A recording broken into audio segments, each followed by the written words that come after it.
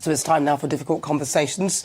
And if any of us were to receive the heartbreaking news that a loved one has cancer, or indeed you yourself have cancer, any differences that we have with our family members, in my view anyway, would literally be put to one side. That is how I see it. I think a lot of people see it that way as well.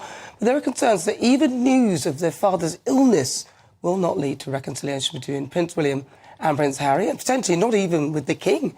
A view that was reinforced by the fact the brothers didn't meet when Harry returned to the UK earlier this week to visit the King following his cancer diagnosis. So will the brothers reconcile? What do you think? And how they cope with Charles's cancer diagnosis? And how does one cope with such a thing? So joining me to discuss is psychologist and artist and author, Dr. Pam Spurr. You're an artist? Yes, I paint. Did you? That's another. They just chucked that in there. I was like, artist. Really? Oh, caught you by surprise. It did. I was like, she draws, mind you. You do look very artistic yourself. You always look fabulous. Oh, thank you. So do you. Now, Dr. Pam Spurr, I was reading your piece in the Mirror about the brothers and reconciliation and families, and it just got me thinking about, you know, you've seen the situation with Meghan. She won't even go and see her dad, which is very. If you are, I want to ask this one first because I've asked other people who don't want to answer it. But just imagine you're with a partner whose dad is ill and they refuse to go and see that person and they're dying, but yet you would go and see yours. What's the psychology behind, what would Harry be thinking in his head with regard to his partner or somebody in that situation? Well, I think it's just extraordinary that that the rift is so deep that someone will not go and see a parent when they're ill. And as a psychologist, I know that people can have incredibly deep, dark problems and issues that overwhelm the kind of sense that there's any way forward.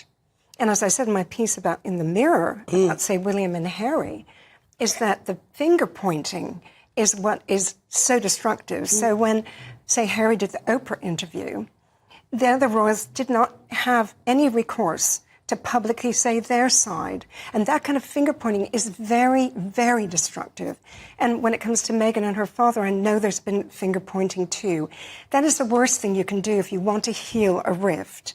The first starting point is to put your hand up to what you've done wrong. So you might say, you know, I really messed up when we last saw each other. I was not in a good way, and I took it out on you. But I also feel that you are not showing me understanding. So if you put your hand up rather than point your finger, you are much more likely to start making that bridge that you slowly build. And what I felt so sorry that William and Harry did not see each other, because, again, that just speaks to the depth of their issues. But when it comes to sibling rivalry, let me tell you, Nana, 4 key points, and 3 of which apply to them, predict sibling rivalry. The same sex, so they're both boys. You're more likely to have more sibling rivalry between the same sex. A small age gap. There's only 2 years between them. Again, that's a pointer towards and predictive of sibling rivalry. Wow. Thirdly, parental discord. Well, Charles and Diana were hardly a happy couple, and often children act out to get the attention of parents who are bogged down with their own issues. And the 4th one is parents who always pay attention to the bad behavior, ignore the good behavior, then the child learns, if I play up, if I have a rivalry with my brother, my parent gives me attention, even if it's just being told off. So those are 4 key indicators. Prince Harry has made yet another controversial trip to the UK. But this time, even experts are questioning his motives. Is it really about family? Or is there something much darker going on? Let's be real. Harry has made it crystal clear he feels no love for Britain. From his lawsuits against the tabloids, to openly trashing the royal family, his visits are rare. And when they happen, they raise eyebrows. But this latest trip? It comes right after King Charles's cancer diagnosis was revealed. And many are asking, would Harry really come back if there wasn't something serious pulling him here? According to psychologist Dr. Pam Spurr, Harry's decision to rush to the UK suggests one thing, that his father's cancer could be far more serious than the palace is letting on. Think about it. Harry has skipped events, ignored royal traditions and burned bridges left and right. If he suddenly flies across the Atlantic, it's not just a family catch-up. It's a signal. A worrying one. Harry himself admitted he feels hounded in the UK. Paparazzi, press coverage, constant criticism, he hates it. His body language says it all every time he lands at Heathrow. Wow. I never even thought of it like that. But yeah, when you think about it like that, it makes perfect sense. And like with your children, 2 different sexes and quite a big gap. Perfect. And as you said, there's no rivalry between them. No. You know, It's if great, only we 'cause- could all plan that. Yeah, well, you know, some of us can't be perfect. We can't all be perfect. But the point I was kind of making was that if you were with somebody who refused to go and see their father when they're ill, but then you would still go and see yours if he was ill. What It do you just shows think? how extreme. Yeah, I think you'd In feel. your head, what would you be thinking about the other partner? Do you think? Well, I think Harry in my would be head, thinking- I'd be very concerned. Why is it so bad? Unless you Yeah. are unless you know all the secrets and all the dark spaces in their mind about why they won't do that. Yeah. I think you would be thinking, this is not right.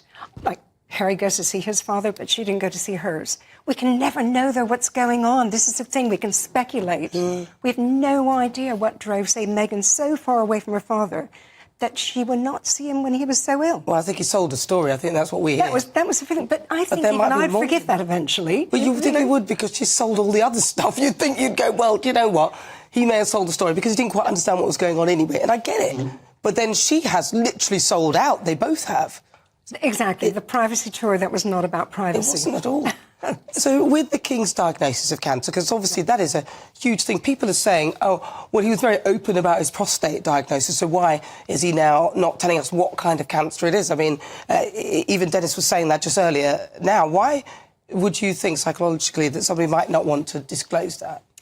Well, I think there's embarrassment or pride, you know, depending on the cancer.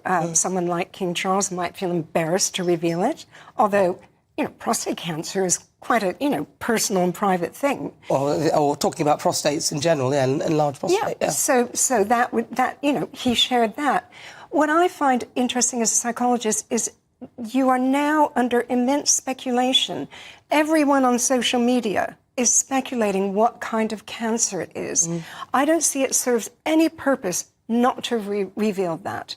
And as I say, from my perspective, it must be a pride or an embarrassment thing. Or maybe it's quite very serious and he's playing it down because he doesn't want to put stress on potentially William, because there are some very deadly cancers that we know that the survival rate is low. Yes, but I Pray would that it's think not with one of William, those. he'd have to be totally honest. Oh, with William he will be.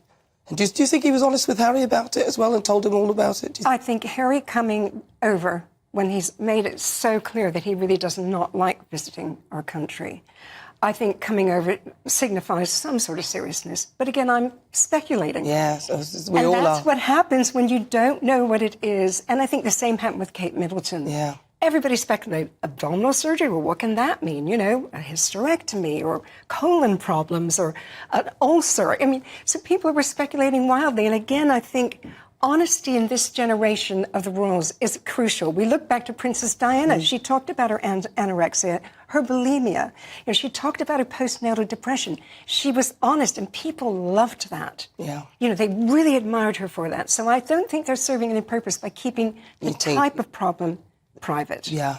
So why come back now? Is it guilt? Power move? Or is Meghan pushing him to be seen as the dutiful son in case Charles's health worsens? The British public isn't fooled. Many see this as self-serving. The timing feels calculated. Social media is exploding with reactions, some sympathetic, but many calling Harry's trip performative. This is the conundrum. If Charles's illness is serious, Harry looks like a caring son. If it isn't, he looks opportunistic. And either way, people are questioning his motives. King Charles is already facing pressure, balancing cancer treatment with royal duties. William is stepping up. Camilla is carrying the weight. And Harry? He's caught between being the prodigal son and the outsider who only shows up when it suits him. Maybe, or it could be that it's... I mean, I'm praying that it's not worse, which is why they're keeping it quiet. But maybe it's because William's also got a lot of pressure with his wife, Catherine, who's not very well at the moment as well. And abdominal surgery is a very broad brush for any sort of surgery. But the abdominal area is quite a serious, complex region that has very many things in there. So that can go wrong. Exactly. Yeah. What about people who, if somebody's just been given a diagnosis of cancer, because that must be very, very difficult to deal with. And I hear of people not telling even their partner for quite some time, getting their own head around it. How should someone cope with something like that? Well, it's interesting you say that. And coping with it is first knowing that how you feel about it is yours, and you can claim that. And if for a time you feel you do not want to reveal it, that is your choice. So it's important that, people tend to go through the stages of accepting cancer and accepting that they're going to be living with it and having it treated. But they go through those stages in different ways. So, there's anger, there's numbness. It's kind of like grief, and then there's finally acceptance. So you have to know that you're not going to go through it in the ways that, say, in psychology books, it's written that most people go through it. Numbness, shock, then anger, then fear, then acceptance, and then being able to help fight it or live with it. So you have to accept your way, embrace it, and then make your choices about who you share it with. But don't be frightened. I think people are frightened of telling, like, their children, like, say, King Charles. They don't want their children worried about it. Yeah. And at some point, you're going to have to let your children know, especially if you're going through treatments that are going to affect you, your exhaustion, although you've said one thing and then said a different thing, because you said you should own it, share it in your own way, but then when it comes to the king, you need to tell us everything. Well, the reason why I'm saying about King Charles is because of the speculation went like wildfire across. It still is. Whereas the rest of us, we only have our own home and our own family and friends to worry about. Whereas the speculation has been insane. This trip could mark a turning point, either a fragile reconnection, or yet another reminder that Harry's relationship with the UK is fractured beyond repair. Harry hates the UK. His words, his actions, and his lawsuits prove it. So when he shows up suddenly, people notice. Dr. Pam Spurr may be right. This visit isn't about healing. It's about something much bigger, and possibly far more alarming. What do you think? Was Harry's trip genuine, or was it just another calculated move? Let me know in the comments. And don't forget, subscribe for weekly royal truth bombs and no-spin commentary.